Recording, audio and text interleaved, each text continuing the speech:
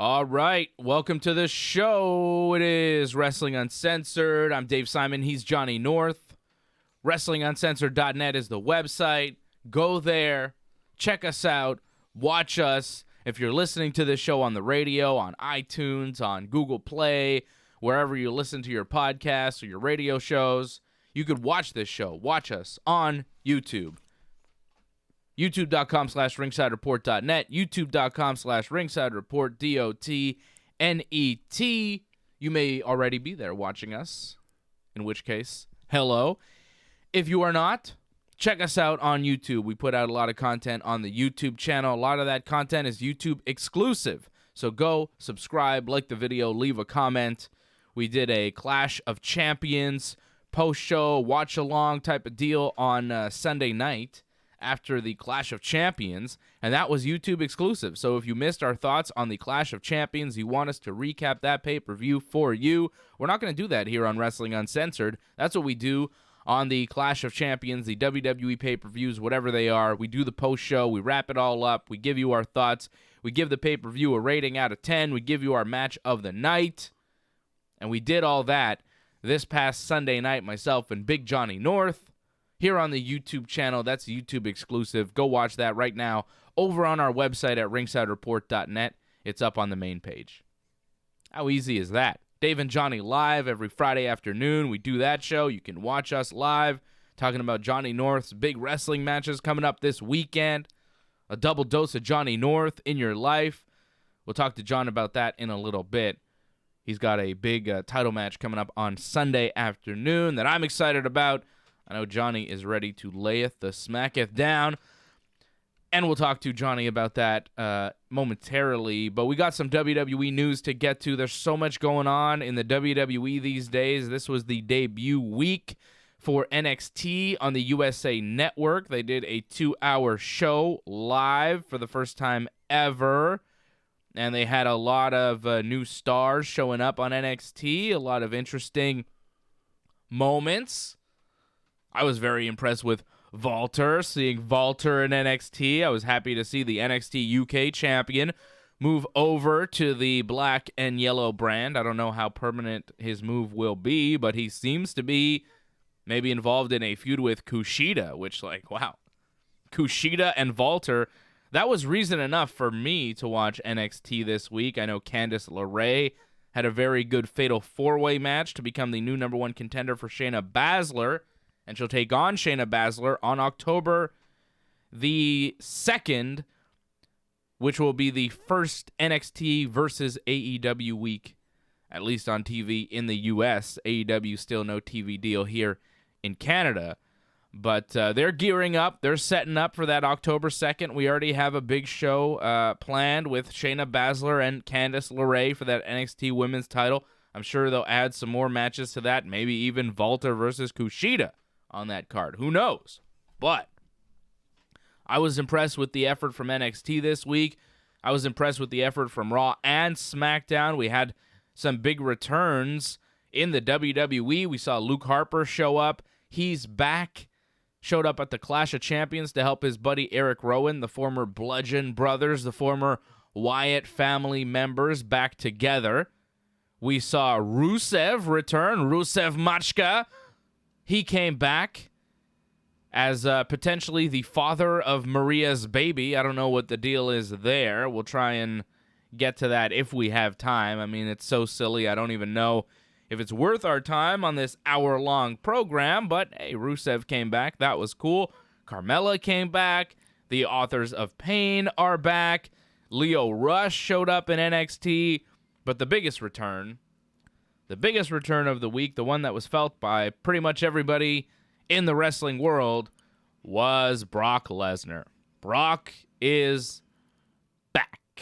Didn't take too long for Brock to come back, right? He lost his Universal title about a month ago, and now he shows up on SmackDown, makes a challenge to Kofi Kingston, attacks Kofi Kingston, and makes a declaration that on October the 4th, when SmackDown moves to Fox live Friday nights, 8 p.m. in Los Angeles, California, it will be Brock Lesnar challenging Kofi Kingston for the WWE title. Brock and Paul Heyman making the challenge to Kofi Kingston. And I was watching SmackDown thinking, say no, Kofi. Just say no. Say no to Brock. Because, Brock will beat you and take that WWE title from you. If I were WWE champion and Brock Lesnar challenged me, I'd say, no, Brock, you have to earn that title shot. Go wrestle someone else. Go wrestle the new king of the ring, Baron Corbin. And if you can beat him, then maybe you can face me in a couple weeks on SmackDown. But, I guess, Kofi, he's trying to be this take on all challengers champion. He beat Randy Orton clean, middle of the ring at Clash of Champions. So now he thinks, oh, I could beat Brock Lesnar. But, come on, Kofi. Let's be real now. Let's be real. In a real world, would Kofi Kingston really accept a challenge from Brock Lesnar so easily? I wouldn't. Especially not on pay-per-view. You're not even getting pay-per-view points for this one, Kofi. You fight Brock on pay-per-view, not on SmackDown. Doesn't make sense, Kofi. It doesn't make sense that Kofi Kingston would accept this challenge, other than the fact that Kofi Kingston is absolutely fearless, and he doesn't fear anyone, let alone the beast, Brock Lesnar. I fear for Kofi, as you can tell. I fear for Kofi, and I believe October 4th will be the end of his WWE Championship run that began at WrestleMania this year. Well, I feel I need to correct you. It's no longer Baron Corbin, it's King Corbin. I said King Baron Corbin, didn't I? No, it's just King Corbin now. King Corbin. He was a Baron, but now he's a king. Like King Kunta, he's King Corbin. Like how Mabel became King Mabel? It was always that in his name. That's how it should always be now. Macho King Savage. That was a great moment when Corbin became King of the Ring. That was a great match. I know you were big on Chad Gable, and I thought he had a great showing, but Corbin was the right guy, in my opinion. Really? Oh, yeah. You thought he was the right guy to be King of the Ring? Of all the people, the whole field, 16 guys, you thought Baron Corbin was the right choice? Yeah, out of all the guys, yeah, for sure. Was Baron Corbin also the right choice to retire Kurt Angle at WrestleMania this year? See, this is just falling into the right path here. He retired Kurt Angle, and he beat, Kurt Angle Jr. pretty much here in the King of the Ring finals. This is perfect. You're talking about Jason Jordan. He's Kurt Angle Jr., isn't he? Yeah, but I feel like Chad Gable because he does the ankle lock, and he kind of looks more like Kurt Angle than Jason Jordan ever did. He wrestles like Kurt Angle, too. And Kurt Angle gave his blessing saying that Chad Gable was the next superstar in WWE, so this made sense that Corbin beat him. How'd that work out? Womp womp. Well, that's Kurt Angle. He's passing the torch. He's putting over Corbin, and they've done a great job doing that. Well, have they? I think he's one of the most over villains right now in WWE. I still don't see him as a credible threat of a heel, though, right? He's there, but when he was wrestling Seth Rollins for the Universal title, no one thought he'd beat him. Right, okay, but Seth Rollins is invincible. Seth Rollins beats Brock Lesnar and Braun Strowman clean. So, yeah, of course Corbin doesn't stand a chance. No one stands a chance against Seth Rollins. Maybe Roman Reigns. That's about it. Who could beat Seth Rollins? Because Seth Rollins is almost invincible. What about The Fiend? I hope so for The Fiend, but The Fiend is also kind of invincible, but we've seen him only once, so it's hard to tell. Well, we're going to find out on October the 6th at Hell in a Cell in Sacramento, California. It is official, The Fiend versus Seth Rollins for that Universal Championship. But you're circling around the question, Johnny North. You're going to The Fiend. You're talking about King Corbin, your new favorite guy. But you never answered my question. Is this the end for Kofi Kingston and the WWE Championship reign? Is this the end of Kofi's title reign? That's tough to say because you have a pay-per-view just 2 days afterwards. They're really going to change the WWE Championship right before then? If they do, I wouldn't be surprised we don't see the WWE title defended at Hell in a Cell because if Brock wins, Brock's not defending at the pay-per-view. Right. When's the last time Brock wrestled 2 matches in 3 days? It seems like way too much for Brock. When's the last time Brock wrestled on free TV? That's another thing, too. He didn't wrestle on Raw in how long? Yeah, it's been a very long time. They are definitely going all out for the debut episode of SmackDown. Say what you want about the WWE these days. They are giving you a must-see match on October the 4th for that first SmackDown on a Friday night. It is must-see. Brock Lesnar challenging Kofi for the WWE title. I think most people are expecting a new WWE champion. And that's big. That's big. More than likely, I think Brock has the odds-on favorite to beat Kofi, but it's not impossible. Kofi's had a great run so far.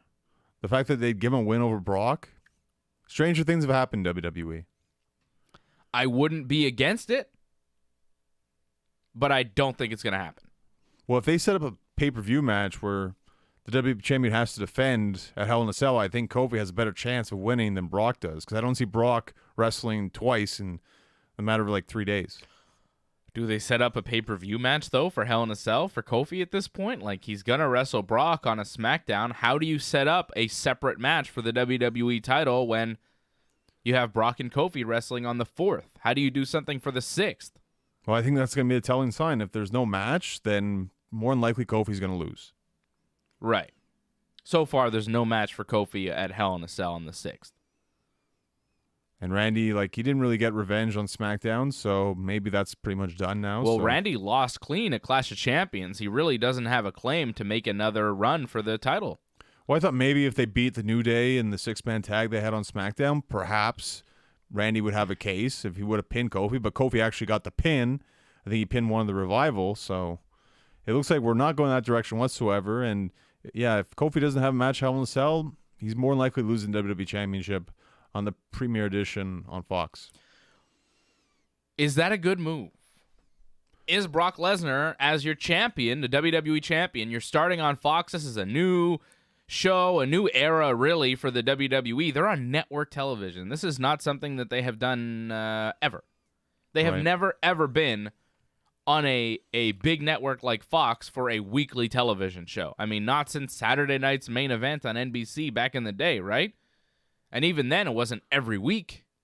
This is every single week. The WWE program, Smackdown, will be available Friday nights on Fox. Everywhere in the world where you have a TV, you'll be able to watch Smackdown. That is huge for the WWE and the wrestling business. Wrestling fans should be very happy about this. I'm very excited. I'm very excited that pro wrestling will have the amount of eyeballs that it will being on Fox. I mean, this is huge for the pro wrestling business, and pro wrestling fans should be celebrating this deal because this is good for us. As much as this is good for the WWE, this is good for pro wrestling. Getting SmackDown on Fox is great for the pro wrestling business. We should all be celebrating this. Well, this isn't the first time that SmackDown was on broadcast television. When it debuted, I think in 1999, like 2000, like it was on UPN. It was on UPN. Which is now dead, unfortunately. But yeah, UPN ain't Fox. No, it doesn't have the reach whatsoever, but we don't even have UPN in Canada. We didn't have UPN back when SmackDown was on UPN, right? Fox, everybody has. We have Fox here in Canada. Everybody has Fox. Thankfully, yes. I remember the days when we didn't have Fox. You remember that? Yeah, of course. Remember the days when Fox was like one of those specialty channels that like didn't exist here in Canada? Well, I always lived near the States, so I always got Fox no matter what. Always? So. Your whole life you got Fox? Mostly, yeah. I remember I didn't have Fox for a while. I used to like that Bobby's World cartoon. And then when you can get Fox, I was like, oh, Bobby's World, that's cool. Remember that show? Vaguely. Anyways, SmackDown's their new favorite show on Fox. Forget The Simpsons. Forget Bob's Burgers. You got SmackDown. Hey, could we be seeing some Bob's Burger crossover on SmackDown now that they're on Fox? I'd much rather see the Simpsons crossover, but how about Offset? I have no idea what that is. What do you mean? You didn't see him on SmackDown this week? Offset. Oh, the guy in the Ric Flair robe, yeah. Okay. Do you not know who that is? No, I didn't realize who. I thought it was Snoop Dogg at first. Oh my God, John. That's horrible. It was Offset. I was very excited to see him. I was like, what? Offset? How is the WWE so current all of a sudden? It's like, look at the WWE being all cool and recent-ish, you know? Bad and bougie? Nothing? No. Migos? Not at all. You don't know the Migos? Nope. Migos? Nothing? Nothing. Not at all. Bad and bougie. No? No, doesn't register. Okay, well, Migos are a very popular rap group. Okay. They had an album, Culture. One of the Migos is with Cardi B. You know Cardi B, right? Which Migo is with Cardi B? Cardi B, Migo. I always forget. There's like 3 Migos. Oh, it's Offset, I think. Oh, yeah, he's like the most famous Migo. There's Offset, Takeoff, and the other guy. Who are the Migos? I'll tell you the Migos members. But Offset, the most famous Migo, was on SmackDown. Quavo. Quavo's the one. There's Offset, Takeoff, and Quavo. The three members of the Migos. The three Migos. It was just odd for this SmackDown episode for her match with Sasha that they have something like this. Plus, Rick was there for whatever reason.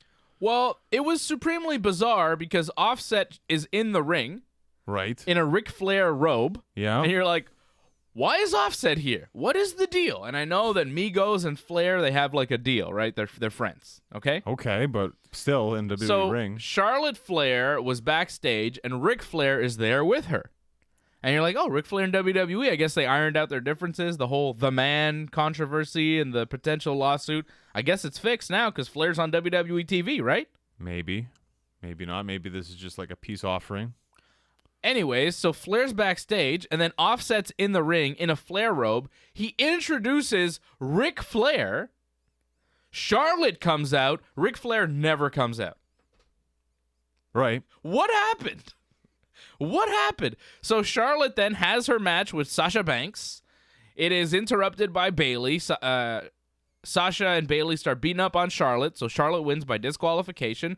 Carmela makes her return. She's been gone for months. She saves Charlotte Flair. She stares down Bayley. She doesn't attack Bayley because they have that history. They're friends, right? All right. Baymella. Sure. You don't remember Baymella? I don't remember that, but fine. Well, they have an allegiance. They were a tag team. They were good friends, okay? Okay. I think they sure. remain good friends. I don't know. I guess you didn't pay attention to that, but I knew that, and I got it. And I liked it. I liked it that Carmella came and made the save for Charlotte because, you know, she doesn't like what Bayley's doing, but at the same time, she didn't attack Bayley. She just kind of looked at her like, come on, Bayley, what's your problem? And then Sasha went to attack Carmella, and Carmella hit Sasha with a super kick, and then Charlotte hit a boot on Bayley, and they cleared the ring. And then even Carmella and Charlotte, like, they're not really friends either. They're kind of looking at each other like, I don't know if I should trust you. I like that. I like that everybody's got their own thing, and just because you're a babyface or just because you're against Sasha and Bayley doesn't mean that you're fully with the other people that are against Sasha and Bayley, right? Charlotte and Becky didn't fully trust each other. Charlotte and Carmella don't fully trust each other. The only two people that are really on the same page are Sasha and Bayley, which I think works in their favor, right? Well, that's why they were able to defeat the women's tag team champions this week on Raw. That's right. Which was kind of controversial, I guess, because people were upset. They thought Sasha got stiff with Alexa Bliss, which I didn't really see that, but I guess their fan bases get upset over little things. Yeah, it seems like maybe Alexa and Sasha aren't the best of friends in real life, and their fan bases know it. Because on Twitter, it seems like there's a lot of Alexa Bliss people that are like, how dare you, Sasha Banks, kick Alexa Bliss in the gut, right? Because Sasha, like, she's a wrestler, that's why. I mean, I don't know what you're talking about. Yeah. But Alexa was on the apron. Sasha goes to hit her. Alexa ducks and then, or like, kind of moves away. And then Sasha kicked her in the gut. And it looked rough, but not crazy rough. Didn't knock her off the apron or anything. She just kicked her in the gut. She didn't fall off the apron. Did they blame that for her injury in the match, Alexa Bliss? Because I think they just wrote her off of the match because they wanted to limit her with Sasha whatsoever. Yeah, there was some sort of injury thing that Alexa Bliss had, but I don't think that was it, right? But people are mad at Sasha Banks for, you know, doing that to Alexa Bliss. I don't really see the problem.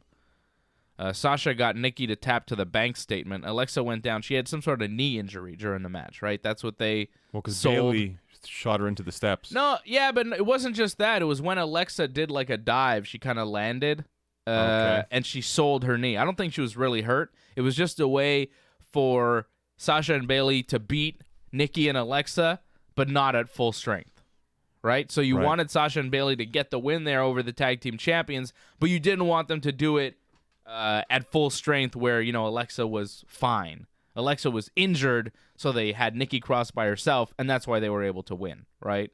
Well, I think WWE realizes, too, there's actual heat between Sasha and Alexa, and they wanted to make sure they weren't in the ring as much as possible, so that's why they probably did that angle on purpose. But unfortunately, there was a little occasion with the kick, and now everyone's upset over that little stupid thing. Do you think that they're trying to avoid real interactions between Sasha and Alexa in the ring?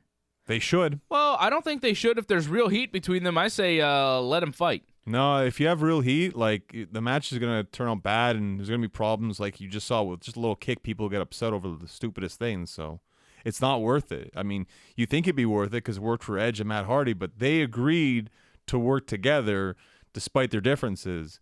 With these two, it doesn't seem that they want to work together whatsoever.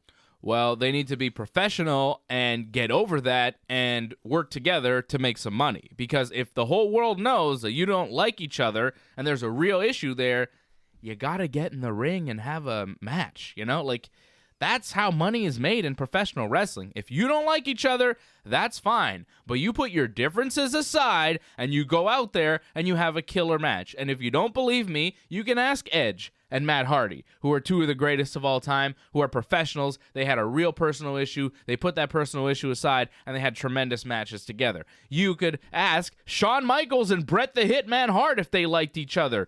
They did not. Did they have great matches together? But of course. Many, many wrestlers in the history of the business have put their personal feelings aside and have had tremendous matches in the spirit of doing good business and making money and doing the best match possible for the fans. So Alexa and Sasha, get your things together, get yourself straight, and, you know, agree to disagree, but go out there and have a killer match. Because if people are talking, if people think you really hate each other, well, it's got to spill over into professional wrestling. It's got to. I think due to Alexa's history of injuries and Sasha also being kind of reckless and hurting people in the past, I don't think this is worth it. I don't think you'd get the great match in the end. I think you'd just get Alexa getting another concussion probably.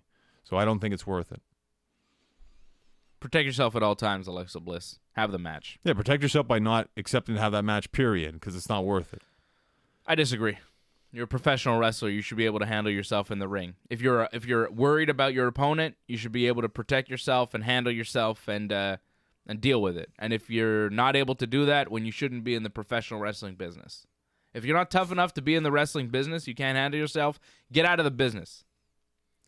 It's a different mentality now. It's not the same. That's how it used to be, that kind of way. I'm old school. Yeah, but now it's like if you're not comfortable with somebody, you don't have to get in the ring with them. No one's forcing you to do it. Be tough. Don't be scared. It's professional wrestling. It ain't ballet. Go in there and fight. Sometimes you got to fight for your right to be a wrestler. I'm old school. I want to see toughness. I want to see people not afraid of their opponents. What kind of wrestling business is this, Johnny North? What happened to tough people? There's a difference between being tough and being not smart. Huge difference. That's why I like seeing Brock Lesnar around. I know he's tough. I know he's not scared of anybody. It's a different situation with Brock, completely. He's the bully. And you know it. How do you think it feels for Brock Lesnar to see Cain Velasquez and know that Cain Velasquez is better at everything that Brock does? I'm more interested. He's a better wrestler. He's a better pro wrestler. He's a better MMA fighter. He's just better all around than Brock Lesnar. He's not as accomplished as Brock Lesnar is in pro wrestling. No, but I mean, it's only a matter of time. We'll see. I mean, is he going to wrestle Bill Goldberg? I don't know if he will. Yeah, okay, fine. But, like, can Brock do a Hurricane Rana? Cain Velasquez can. Whoa, Brock used to do a shooting star press. Like, what are you talking about? I don't know. I saw Cain Velasquez do a Hurricane Rana, and it was pretty sweet. And I also saw Cain Velasquez beat Brock Lesnar to smithereens. And he'd do it again. All day, every day. Twice on Sunday. No problem. I just love that there's a guy out there now, Cain Velasquez, who was a UFC fighter who's now into professional wrestling, who seems to be really good at professional wrestling. Watch his highlights. He's fantastic. And, you know, he's just out there looming over Brock Lesnar. Like, Brock is pretty much the most feared man in professional wrestling, the toughest guy in the business. No one in pro wrestling could really mess with Brock Lesnar. Except now for Cain Velasquez. Like, I like that there's a guy out there. Like, Brock is now no longer the reigning, defending, supreme champion of professional wrestling. There's a guy out there who the whole world saw beat Brock Lesnar like he was a freaking jabroni in the UFC, you know? Right. When Cain Velasquez fought Brock Lesnar, he made Brock look like the Heath Slater of the UFC, you know? Total jabroni. In the championship fight. In a title fight, just obliterated Brock, you know? Made him look like a little boy. And now Cain's in professional wrestling. So, hey, watch out, Brock. Cain Velasquez is out there, and he's dipping his toe into your world now. I'd much rather see Kane in AEW, actually. Well, I think that's more likely. Cain Velasquez in AEW. We got to see Kane on Monday Night Raw this week. That was fun. By God, it's Kane. Hey, he won the 24/7 title. And then lost it, oddly. They're like Glenn Jacobs, mayor of whatever. It's like, okay, that's just corporate Kane, right? Stop calling him Glenn Jacobs. It's corporate Kane. No, but as the 24/7 champion, that was Glenn Jacobs. And then he became the Demon Kane afterwards when he lost it. Since when did they call him the Demon Kane? It's been a while, I guess, right? Really? They don't call him the Demon anymore? Why do they call him the Demon Kane? That's weird. I don't like when he came out in the mask, they're like, it's the Demon Kane. I was like, isn't that the Demon Finn Balor? I thought there was only one demon. Well, it used to be the Big Red Machine, right? But yeah. they call Eric Rowan Big Red. So They do? Yeah. Yeah, you didn't even notice that too. Wow, but yeah. So that's why they try to get away from that, so they just call him the Demon now instead. Which is odd too, because isn't Finn Balor the Demon? Well, that's what I'm saying. Yeah. It's odd. Well, whatever. Finn Balor's not around right now, and Kane was just there for a night, so they could call him the Demon. There's one demon per show. So Kane and R-Truth are kind of doing a tour of Knoxville because Raw was in Knoxville, and Kane took the 24/7 title from Truth, and then Truth took it back from Kane, but this was all Glenn Jacobs at the time. And then the main event of Raw goes bananas. It was just a bunch of weird stuff happening. A melee. Seth Rollins and Robert Roode was your main event of Raw.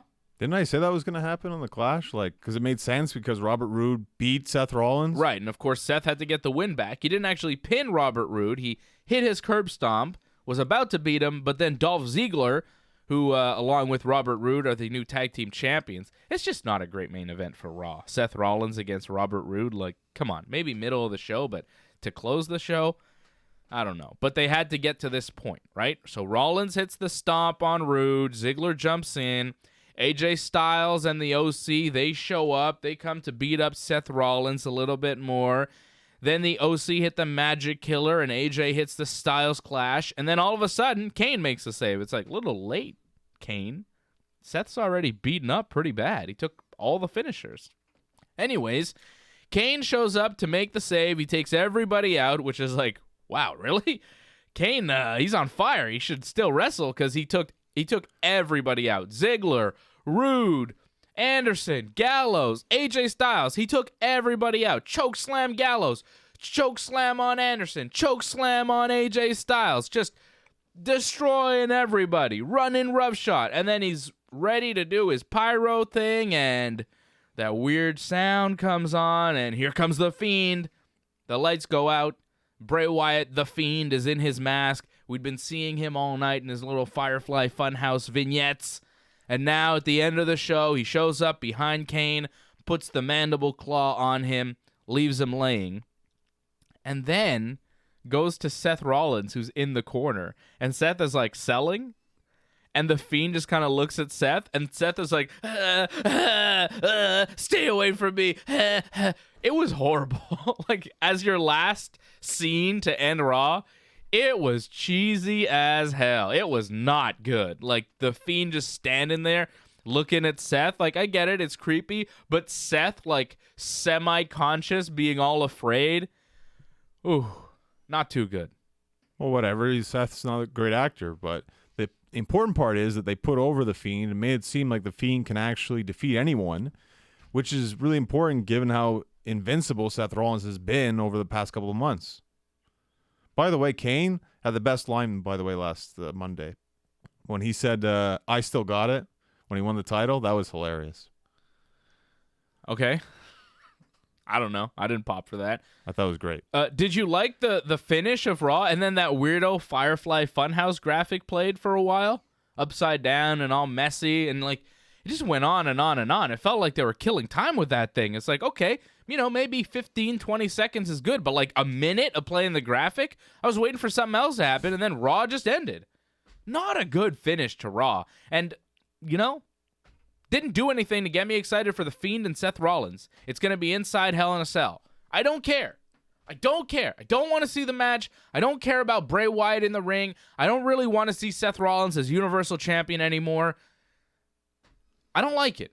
I don't like it at all. So, you want to finish Raw like that? Fine. It's not for me. Maybe it's for other people. There are other matches that I'm more interested in. Sasha Banks is going to wrestle Becky Lynch for the Raw Women's title in a Hell in a Cell. That's the Cell match I want to see. Seth and Bray, whatever. Sasha and Becky, yeah, I'm invested in that. It's a good story. There's a lot going on there. I'm down with that. So fair to say you don't think Seth and Bray should be the main event of Hell in a Cell? No, I don't think they should be. They probably will be. I think they will be. But no, I would make Sasha and Becky the main event.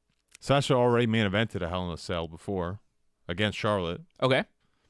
I just don't see them doing it again, especially if Sasha more likely is winning, right? They need to go back to 2018 with their pushing of women. Like, remember in 2018 when a bunch of pay-per-views ended with women's matches? WrestleMania ended with a women's match. Yeah, that was this year. That's kind of the end of the era of women's wrestling in the WWE. Like, they're still doing it, but they're not doing it nearly as much as they used to. They're not pushing it nearly as much as they used to. And, hey, by the way, there was no all-women's pay-per-view this year. They didn't do Evolution. And also, they're going to do an all-men's pay-per-view in Saudi Arabia again in the month of October. Well, you don't have Ronda Rousey anymore, so it's not as important. Oh, so women aren't important because Ronda Rousey's not there? It's not as important. I thought it was about women, being the forefront of professional wrestling, because to me, they're still the most exciting thing on the brand. I'm looking at Charlotte and Carmela and Bayley and Sasha and Becky. They're the most captivating characters. Their characters actually make sense. And they're not stuck in these cheesy segments like Seth and Bray are doing. It's just so beyond cheesy. And then, the only thing that's a little bit weird is their, chair sword fights. But other than that, I was good with it. Yeah, the chair shots were really bad this week. The chair sword fight between Becky and Sasha Banks was just weird. It didn't look great. And then Bayley gets in the ring with a chair, and then Charlotte shows up. She makes a save for Becky, but Charlotte and Becky still not on the same page.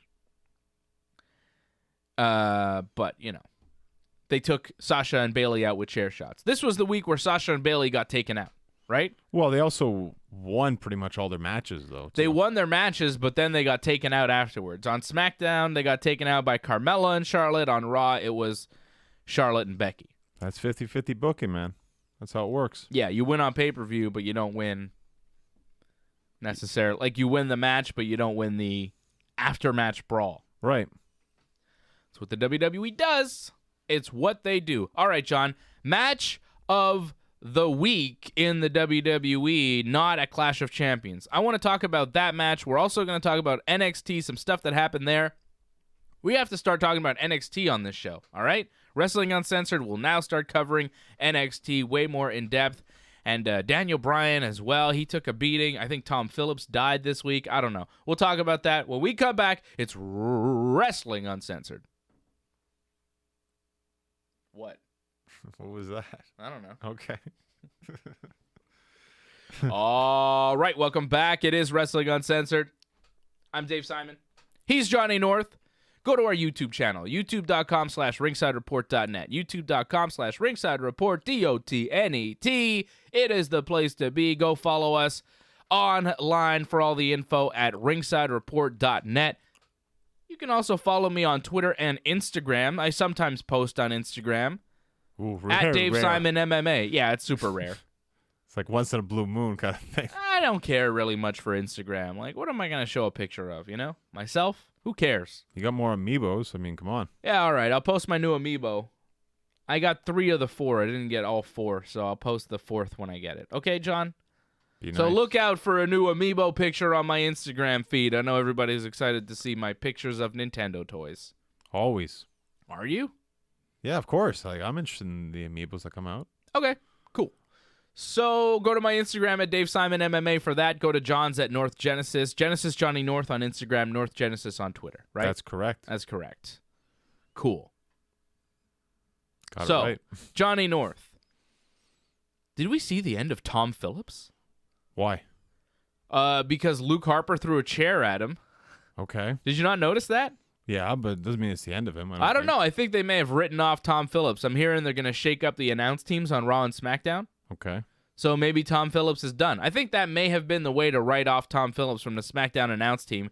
They didn't even mention it. Did you notice that? Like, Yeah. Luke Harper threw the announce chair at Tom Phillips. Tom Phillips sold it like he was dead, didn't move for like 15 minutes to end SmackDown, right? And then Corey Graves and Byron Saxton, they don't even mention that their broadcast partner just got assaulted. Right. They don't even care. Yeah, that's why I think it was just kind of an accident, kind of a thing that just happened on the fly, and he just sold it like death. which is good. But You have to, right? I don't think he's done. Okay. I don't know. I thought it was strange. So SmackDown ends with Daniel Bryan in the ring, cuts a promo. He says, look, I never lied. I'm completely exonerated from these heinous attacks on Roman Reigns. It had nothing to do with me. Eric Rowan saying that, no one saw him, no one cared about him, but I saw him. I treated him as my equal, as my friend, because he is my friend. And then Eric Rowan shows up, and he's like, you never treated me like an equal. I always had to stand behind you, and you never let me talk. And Daniel Bryan's like, oh, yeah, Eric Rowan? Well, if you feel disrespected, you should do something about it, because nothing you can do physically to me will be worse than breaking our friendship. So I thought it was a little bit weird, right? That Daniel Bryan's like, Eric Rowan, I don't know what your problem is. I don't know. Like, obviously, it wasn't me attacking Roman Reigns, because now it's Rowan and Harper. It's all their plan. Nothing to do with me. And then Rowan said, Rowan's like, well, Bryan, you say you treated me as your equal, but you never let me speak, and I always had to stand behind you. So then, like, Rowan's got a point. You're like, oh, well, maybe Bryan wasn't such a good friend to Eric Rowan, right? I agree. But then Daniel Bryan, he's like, yeah, well, if I was such a bad friend, why don't you fight me? It's like, well, Daniel Bryan, that's not a very good friend thing to do. Maybe you should apologize to Eric Rowan for, maybe you didn't realize that you didn't let him speak. Maybe you didn't realize that you always made him stand behind you, that you used him a little bit as your lackey, as your bodyguard. Maybe, Daniel Bryan, you should feel bad and show some compassion to Eric Rowan and say, I'm sorry, Eric Rowan. I didn't realize that I was treating you poorly. Please forgive me. As your friend, I think that's what a good friend would do. I don't think a good friend would be like, well, if you don't think I was such a good friend, why don't you fight me about it? It was a weird move for Daniel Bryan, and still leads me to believe, like, well, maybe there's more to this than we're seeing. Maybe Bryan is with them? Right. I don't know. It seems like a stretch if Daniel Bryan is with them, because Luke Harper attacked Daniel Bryan instead of Rowan doing it. And then Roman Reigns tried to make the save, but he got beat up by Harper and Rowan. They buckle bombed him into the ring post. They body slammed security guards onto the exposed concrete. And then they threw a chair on Tom Phillips. And then they powerbombed Daniel Bryan through the announce table. So Daniel Bryan, 2 out of the past 3 weeks on SmackDown has been put through a table by Harper and Rowan. It's quite impressive. I mean, it's a good way to put over Rowan and Harper, given that they were kind of nothing a couple weeks ago. Yeah. You know what would have been great, though, John? Watching all this and seeing the Harper and Rowan push. Would have been great if they would have just, kept them together this whole time. Well, They were a great tag team. Why did they ever split them up? Like, this is what they do. They shoot themselves in the foot, and then months later, they're like, oh, we shouldn't have done that. Yeah, but they both got injured, though. Like, Rowan got injured, and then Harper got injured, and Rowan was able to come back, so bring him back and put him with Daniel Bryan. But they break them up so often, They've broken them up so many times. It's just like, and then they always bring them back together. Right. That's my problem with the Bludgeon Brothers. It's like, I don't really believe in you two as a team because you've been split up so many times that I'm not really sure if you actually are a team, you actually are friends. Like, I don't believe in that alliance because it's been broken up so many times at this point that it's just like, yeah, whatever. Well, I think they try them as singles guys couple of times and it didn't work out. They just realized, well, we'll just go back to a tag team. But then, Harper became Intercontinental Champion. I thought he was on his way to something. Right, he did. And Rowan got to wrestle The Rock at WrestleMania for like a second. Yeah. So they both had some accomplishments in the singles career, but unfortunately, they weren't able to capitalize on their momentums. Will they do it now? Well, as a tag team, what did you think of Rowan's promo there backstage with Michael Cole? I mean, it's okay backstage like that. That's fine, but it's not always going to be like that. My problem is like him in a live audience. I don't know if it's as authentic as that was. So that was great when it's rehearsed and you can plan it out and everything. Even then, it wasn't great. I thought it was his best thing that he's done so far, though. I like him. I think he's talented. He's got a great look, but the promos, the talking ability, it's just not there with him. It's not where, it needs to be if they want to make him a big star, I think he's pretty much as big as he's going to get in a tag team with Harper. And that's still all right, them being a dominant tag team, kind of like almost like the LOD of the SmackDown division. Okay. I'm not against that. Hell in a Cell, will it be Bryan and Roman Reigns versus Harper and Rowan? It feels like we're going down that route, and it feels like Daniel Bryan will turn on Roman. You think he's going to turn on Roman Reigns and join with Harper and Rowan? Well, I think that will be the whole thing revealed, that this was all just an elaborate plan from the start. What about the rumor that Fox wants Daniel Bryan as a babyface on their show? Are they even going to get Daniel Bryan? What are they getting? Because like Fox, if you look at the picture, Seth Rollins is right like center. So apparently they're getting Seth Rollins and Roman Reigns on the side. So what, they're getting both of them? Fox doesn't get everything. That's not how it works. Why not? They could get Seth and Roman and Brock and whatever, and Raw can get the New Day. We'll see. I see a lot of Kofi Kingston on the promotional ads for SmackDown, so I wouldn't be surprised if you see New Day on SmackDown. So who's on Raw? Yeah, exactly. Like there's like nobody. Like The Fiend, AJ Styles, Braun Strowman. Yeah, I mean that's good, right? King Corbin. It'd be fantastic for these guys to finally get an opportunity to become champion when Roman and Seth been hogging it. I thought we had the best match of the week on Monday Night Raw this week. Well, if we're not counting NXT, sure, fine. Oh yeah, I wasn't counting NXT. Then you're right. Rey Mysterio, Cesaro? Yeah, of course. Obviously, right? What a match.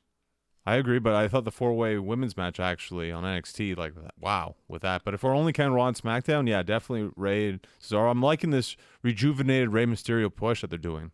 It's underrated right now in WWE. It's nice that Rey is having these great matches on Raw, winning them, and that seems to be it. Like, that's what I want to see from Rey Mysterio.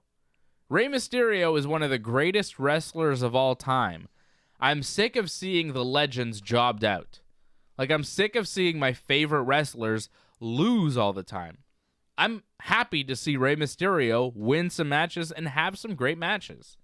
And he's not beating guys that, it destroys those guys to lose to Rey Mysterio. It doesn't destroy Cesaro's momentum to lose to Rey. It doesn't destroy Grand Metalik to lose to Rey.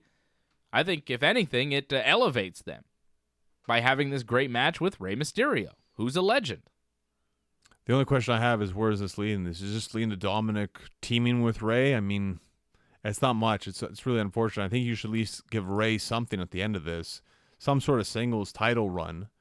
He doesn't have to win the championship, but at least be in the program for the championship. Maybe him against the Fiend later. I feel like the U.S. title, maybe AJ Styles, makes sense. That'd be amazing. We need that. Have we ever had an AJ Styles Rey Mysterio program? I don't believe we have, no. Whew. That feels like something that needs to happen in pro wrestling, doesn't it? Sooner than later, yeah. Like, before Rey calls it a career, could we please have some Rey Mysterio AJ Styles matches? Well, that's the great thing about WWE. They overdo matches. So, I mean, if you get it once, you'll get it more than likely 5-6 times. Yeah. Like, we loved Ricochet and Cesaro, but then they gave it to us like 30 times, and it was like, yeah, all right, it's enough. Well, even AJ and Ricochet, like, it was good, but they overdid it. That's it. Yeah. AJ and the OC beat Cedric Alexander and the Viking Raiders this week. Styles getting the pinfall on Cedric after the phenomenal forearm. Elsewhere, Baron Corbin does win the King of the Ring, beats Chad Gable after the end of days. Johnny North, you're very happy to see it. Corbin and Gable seem like they have a feud, though, because Corbin had his coronation ceremony on Smackdown this week that was interrupted by Chad Gable. Gable attacking Corbin after Corbin made a bunch of short jokes about Gable. I guess this short joke Chad Gable story is still going, unfortunately. I think it's awful, quite frankly, that they're doing that. I don't think you should ever make fun of somebody for something that they cannot help. It sounds like this is getting personal now here. No, I just think it's awful. You know, you can't make fun of somebody for their skin color, for how they look, for, you know, like, you shouldn't be able to mock someone for something that they can't help. Chad Gable can't help being the size that he is. And he's not even that short. I think he's like 5'11" or something. Just because he's not 6'6" like Baron Corbin doesn't mean he's not like a reasonably sized man, you know? They make him seem like he's 4'11". Chad Gable is like, I'd say 5'10" at least. But he doesn't wear wrestling boots, though. I think he wears shoes. They bill him as 5'8", so maybe he is not that tall. I don't know. And he doesn't wear boots, too, so he doesn't seem as big as other guys are that are probably the same height.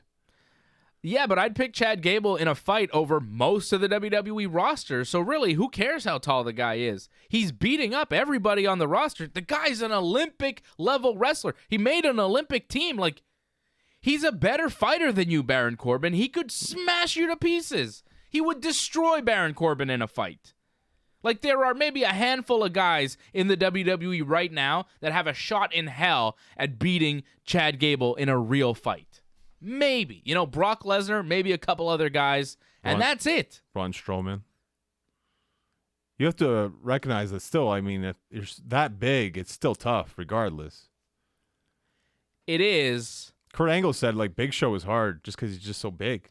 Hard, but not unbeatable. Right.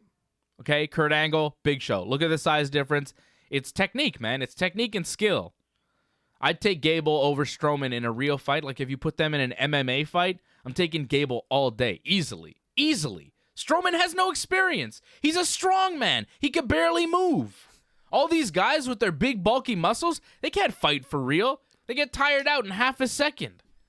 Now, Chad Gable's legit, all right? All these big guys, you know, that's what pro wrestling has fooled a lot of people into believing. But these big, buff guys, they gas out like very, very quickly, and the smaller guys that are more mobile, they win. Ask Kurt Angle. Kurt Angle, you know, when he was going for the gold medal in 1996 in the Olympics, he purposefully was on the small end of the heavyweight wrestling division because he wanted to have that mobility and speed advantage over his opponent. So even when you're facing other skilled guys, that speed and size could play into your favor. Being a small man sometimes is even better, as it was for Kurt Angle. Helped him. He won a gold medal. So to tell me that, Chad Gable couldn't beat Braun Strowman in a real fight, I think that's incorrect. I think it said it'd be hard for him to do it. It might be hard, but I think he would definitely win. I would bet on him every day. But there are big guys in WWE that you should fear. Bobby Lashley. Oh, yeah. Bobby Lashley can really fight. Bobby Lashley has MMA experience. He's got a winning record in mixed martial arts. Like I said, Brock Lesnar, big guy, but also he's got the experience. He's had some real fights in the UFC, you know? There are guys in the WWE that for sure would give Chad Gable problems. Baron Corbin isn't one of them. No, but I thought they had a very good match, though. I was very much entertained, and if you had that match and if it wasn't for the King of the Ring finals, I don't know if I'd care that much for it, but because there was so much build towards it, I cared, and it was on Raw, too. Yeah, it was a big match. It meant a lot. They gave it a good amount of time. It was well done. It was well put together. I thought Corbin shined in the match. He did well. You know, Gable did great. Gable is one of the best wrestlers in the ring that they have. He's one of the best pure athletes in all of the WWE, and people don't give him nearly enough credit. They don't pay nearly enough attention to Chad Gable, but, you know, maybe throughout this feud they will. But Gable, you know, attacking Baron Corbin on SmackDown and then smashing all of Corbin's stuff, like all the King of the Ring stuff, the scepter, the crown. He even tore up the robe. Like, all the stuff was smashed and destroyed by Chad Gable this week. Even the throne, he got double-legged through the throne. You know, he double-legged Corbin through the throne. So I don't know how this King Corbin gimmick goes on without any of the stuff that he won from King of the Ring. Well, he's just going to have the title. I think that's what they've done by doing this. He's not going to have the whole outfit or anything. He's just going to have the title. So he's just going to keep looking like he looks with the little vest and the pants. It's the tank top now he wears. Oh, yeah. They'll just call him King Corbin. That's it. Sounds good. It's not great. I think they could have done way more with this King of the Ring tournament, ending it off with Baron Corbin. It's like, yeah, all right. It's not shocking, you know. They love Baron Corbin. That's clear. In the WWE, they really like Baron Corbin. I find him to be quite average. Quite average. You know who's above average? Kevin Owens. Well, he's back. Right? He is back. We thought he was going to go to NXT. He was teasing a move to NXT, right? He put the date there, all cryptic on his Twitter. But then, lo and behold, he's on SmackDown. So Kevin Owens shows up. He's sitting in the crowd. Shane McMahon is served with legal papers. Shane McMahon comes into the ring. He tells Kevin Owens to come into the ring. And he says that Kevin has presented the WWE with the biggest wrongful termination suit in the history of the company. And if he wins, he's awarded $25 million. It's a lot. So Kevin Owens is suing the WWE and Shane McMahon for firing him. And Kevin Owens says Shane has ruined SmackDown by making it his personal playground. Kevin Owens says, you know, in Shane's match, when I was the referee, you wrestled Chad Gable, you attacked me, and I was the referee, which you shouldn't do. You know, you're saying I got fired for attacking the referee, but really, you should be fired for attacking the referee. Or he got fined, rather, for attacking a ref. And then Shane says that Kevin Owens was fired because he was insubordinate. He was fired for insubordination. But Kevin Owens says, which makes a good point, you know, about the match and how it was strange the way it went down, right? Because Kevin Owens was kind of calling it for Shane McMahon. So he wasn't being insubordinate.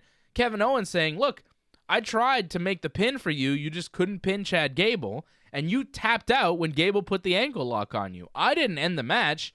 You did by tapping out Shane McMahon. I wasn't insubordinate. So Kevin Owens makes that point, which is a good point. Good wrinkle to the story. Agreed. You know? And then he says, you forgot one thing in the lawsuit. Not only do I get $25 million if I win, but I also get to come on SmackDown and tell you that you're fired, Shane McMahon. And then Kevin Owens leaves. How do we resolve this? Well, usually they resolve it in a match. Usually it's pro wrestling. Usually a match is a good way to settle things. So what happens? Match, if Kevin Owens wins, Shane McMahon is gone from SmackDown forever. If Kevin Owens loses, he has to drop the lawsuit. Something like that. Right? Probably gets fired too. Stays fired. Well, he's already fired, right? So he would just have to drop the lawsuit. Stays fired, drops the lawsuit. Right. A lot on the line. Yep, a lot on the line. Kevin Owens will probably win, and Shane McMahon will disappear from SmackDown, only to reemerge on, Raw or NXT. Yeah, I could see that. Raw for sure. Yeah. So that happened. Good to see Kevin Owens back on SmackDown. I guess he'll be sticking around on SmackDown post-draft. I hope so. I didn't see him on the promotional ads, so that's worrisome. Maybe he'll go to Raw, too. Wouldn't be a bad move if Roman and Seth are going to be on SmackDown. Put Kevin Owens on Raw. Like, if SmackDown's going to be filled with Roman Reigns, Seth Rollins, and Brock Lesnar, there's no room for anybody else. Like, put some guys on Raw. It's kind of weird how if Brock Lesnar's going to SmackDown, Paul Heyman's going to be on SmackDown when Paul Heyman runs Raw. It's kind of odd. Yeah, that's true, right? It's weird how that works out, if that's the way it works out. Brock Lesnar is going to be on Raw, though, in, I think, 2 weeks. He's going to be on the September 30th Raw because it's the season premiere of Monday Night Raw. Okay, what's he going to be there for? I have no idea. But just to promote his match with Kofi that Friday, right? Well, because like the wild card rule is not dead yet, right? It's going to die after the draft, so right. Everyone can still show up on any show. So the wild card rule is still in effect, but once the draft hits on October 11th, right, it'll be over. No more wild card. So if you're on Raw, you're staying on Raw. If you're on SmackDown, you're staying on SmackDown. If you're on NXT, maybe there's room. Like, what do the Street Profits do? They'll probably just still be doing the Raw thing, I think. Which, by the way, like, how awful of a gimmick is the Street Profits? They're basically Crime Time. I think in a few years we'll be like, this is racist. Let's not do this anymore. I thought Crime Time, they were a lot more involved, though. Like, Street Profits, they just talk backstage. Like, Crime Time actually got involved and did stuff. Granted, that was kind of borderline like racist, in my opinion, what the Crime Time was doing. Street Profits, they just talk smack. Yeah, but like, come on. Street Profits? Okay, you don't like the name, sure. No, but like, come on. They're two guys. It's like Harlem Heat, you know? It's the same type of deal. Was Harlem Heat really that bad? When's the last time you had a black guy and a white guy in a tag team together? Fire and Ice. When was that? Well, that was a while ago. Fire and Ice. So they even had to tell you, like, hey, look, it's like two different guys. I just don't like that they always have to put the black guys together and give them some name like the Street Profits. It's cringy. Well, it's wrestling. Come It's on. bad, man. It's bad. Wrestling's always about stereotypes. Speaking of bad, the Street Profits hosted the Maria Kanellis gender reveal party on Raw this week. Many wrestlers were there. Maria Kanellis and Mike Kanellis were there. Maria says, "It's a boy." And Ricochet is the father. That was shocking. Ricochet's like, what? I would never do that. What are you talking about? And Mike Kanellis is like, Ricochet, I want to fight you in the ring right now. So, okay, Mike Kanellis is mad at Ricochet, and then Ricochet beats Mike Kanellis in a pretty short match. Like squash. Yeah. And then Maria's like, man, I can't believe you, Mike. I thought that maybe, the anger would help you beat Ricochet, knowing that he impregnated me, but no, you're just pathetic. So, whatever. Ricochet isn't the real father. The real father is this guy. And Rusev comes out without Lana, because I'm sure Lana wouldn't be happy about that. New look, too. New look. He's got a bit of a mustache and a very deep tan. Porn stash, yeah. Yeah, it was a weird stash. I don't like the mustache, but I like his deep, deep tan. They say he looks shredded, but really he's just tan. He's just tanned. I miss his old hair. I do, too. I miss the Jerry curl Rusev. Oh, I miss the really long hair. Like the curly hair Rusev? I like that look better. I don't like short hair Rusev. He looks too much like an ordinary guy. He doesn't look like Rusev. He just looks like a dude. Well, he looks like he's trying to be Rick Rude almost, especially with the stash. Yeah. I like Rusev and all. So then Rusev comes out and he beats Mike Kanellis in a match for some reason. Why was that a match? What happened? Why did Mike Kanellis have to wrestle twice? Because they like to embarrass this guy, and they're going to do it every week, I think. And, really? Rusev has been gone for months, and this is how he comes back? Well, I think it was just an excuse to get him back on TV. I don't think this is what he's really going to be doing. It's just, he's back. Let's throw him in there. It was the return week, right? Everyone came back who's been gone forever. Yeah, it was big-time return week. A lot of people you thought were maybe going to show up in AEW. Not so much. Nope. Unfortunately. I would have loved to see Rusev in AEW. Even Leo Rush, but not going to happen. So Rusev is back. Luke Harper is back. Brock Lesnar is back. The AOP are back. That was cool. I like their promo with the subtitles. They're speaking some language. I don't really know. Turkish? I'm not sure, but it just seems like Aleister Black. They're doing the same gimmick. No one wants to pick a fight with us. So we're just going to wait here until someone picks a fight with us. Oh, yeah. This is the same thing. It's just on Raw. Oh, it was on SmackDown, too. Oh, was it? Same promo on both shows. It's terrible. Yeah, it wasn't so good. But I like seeing them back. I thought the promo was, decent. Well, they're fighters. Okay, cool. That's fine. Yeah, no one wanted to fight them in MMA, so they had to come to the WWE to find a fight. And I was like, oh, yeah, is that true? No one wanted to fight them in MMA? And then I looked on, one of the guys, Rezar or whatever. His last fight, he got knocked unconscious. So, people wanted to fight him. He just wasn't very good. It happens. It's too bad. In WWE, I can understand that. I mean, they just squashed everybody in WWE pretty much. Yeah, but they're saying, no one wanted to fight us in MMA. We're too tough for MMA. It's it's not actually true. Your record is available, and you lost your last fight, brother. So, that's all I'm saying. Wasn't one of them just a wrestler, though? I don't know. Maybe. I think they both had MMA experience. Okay. I don't know. I looked up one of them. I barely know their names at this point, right? Razar and Toka and Razar, right? I thought it's Akam. Backham. All right. So how about NXT? What happened on NXT? You like it this week? The new NXT? I saw 1 hour of it. I saw the second hour because I recorded it on Wednesday night. I thought that they were going to show us the whole thing, but no. So if you watch it on the network on a Wednesday night, you get the second hour live at 9 p.m., but the first hour is not live. It's only on the USA Network in the States. How do we watch the first hour? We got to wait for the next day and it's available on the network? That's right. Well, I haven't seen the first hour of NXT. So be it, okay? I watched 3 hours of Raw, 2 hours of SmackDown. I'm supposed to watch 2 more hours of NXT? No, I'm putting my foot down. I watched 1 hour of NXT, and that was enough. I also watched Ring of Honor TV this week, so. And the Clash. And Clash, yeah. And I watched MMA, too. I watched Donald Cerrone fight and stuff. Come on, man. How much wrestling and fighting am I supposed to watch here? I got to watch Succession. More. Nah, I just want to watch Succession. That's my favorite show. Of all the shows, of all the wrestling I watched this week, Succession was way better than any of it. Well, wrestling's good. It's just way too much of it. That's the problem. You want to see something different afterwards because it's just way overdone. Yeah, it was too much. Did you like the NXT show, though? I thought it was good. You know, from what I saw, the second hour, I enjoyed. I really like Walter. I was really happy to see him in NXT. If they can get him, you know, more in the mix, because he's kind of off on an island by himself and in the UK on NXT UK. He's the NXT UK champion. He's got his group there, Imperium. Very cool group. Very cool guy. He's got everything you'd want in a professional wrestler. Walter is awesome, and he was on NXT. That was my highlight, you know. Roderick Strong beat Velveteen Dream to become the new NXT North American champion. Lots of interference from the Undisputed Era in that one. Candice LeRae won a fatal 4-way match to become the #1 contender for Shayna Baszler's NXT Women's title. I understand that was match of the night. I'll check it out. I just haven't seen it yet. It's funny. I thought the first hour was way better than the second hour. I thought the second hour was when I started to drop, actually. Oh, okay. Like, the main event was just like whatever, just a brawl. Yeah, the main event was Matt Riddle and Killian Dane. It was a street fight that kind of spilled out backstage, and then Walter got involved, and then, like, most of the NXT roster got involved, and then it spilled out into the ring, and, like, the whole NXT locker room was involved in one giant brawl, and that's how the show ended. So Riddle and Dane didn't really have a finish to their match.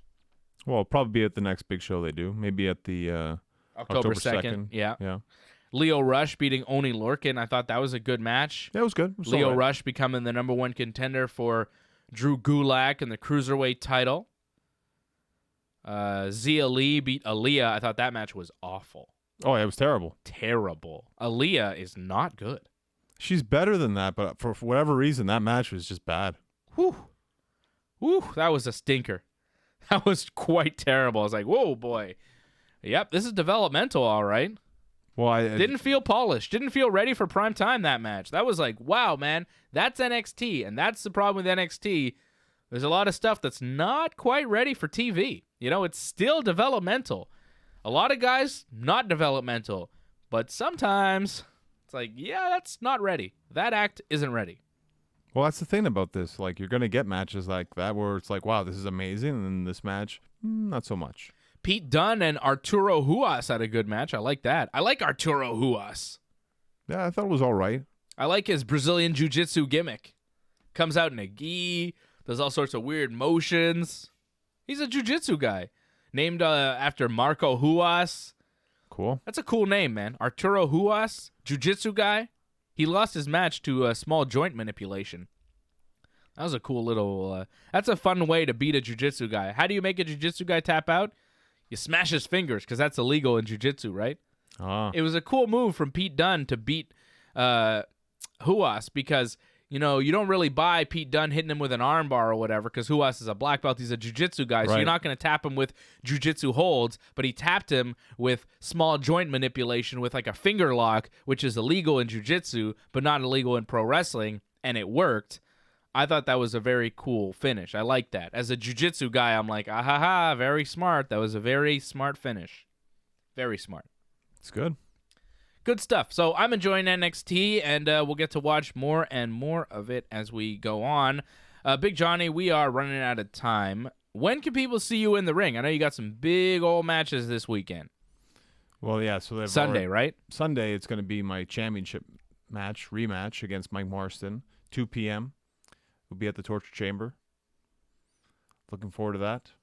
Okay. And when can people find info? Where can you be seen? Well, they can look for me on Twitter at North Genesis, on Instagram at Genesis Johnny North. There you go. Twitter at North Genesis, Instagram at Genesis Johnny North. You could follow me on all the things at Dave Simon MMA. RingsideReport.net is our website. Go there. You can watch Wrestling Uncensored. If you're just listening to this show on the radio or on iTunes or however you listen to your shows, you can watch this show on YouTube at youtube.com/ringsidereport.net, youtube.com/ringsidereport, DOTNET. Like the video, subscribe to the channel, and when you do, click that bell so you get notifications each and every time we have new content, whether it's Dave and Johnny Live, Wrestling Uncensored, Ringside Report, MMA. There's so much going on the YouTube channel. You could check it all out at ringsidereport.net. I want to thank everybody else for helping us out on the radio side of things, and I want to thank you for listening and watching. For Johnny North, I am Dave Simon, and this has been Wrestling Uncensored. Yeah. Yeah. Yeah. Yeah.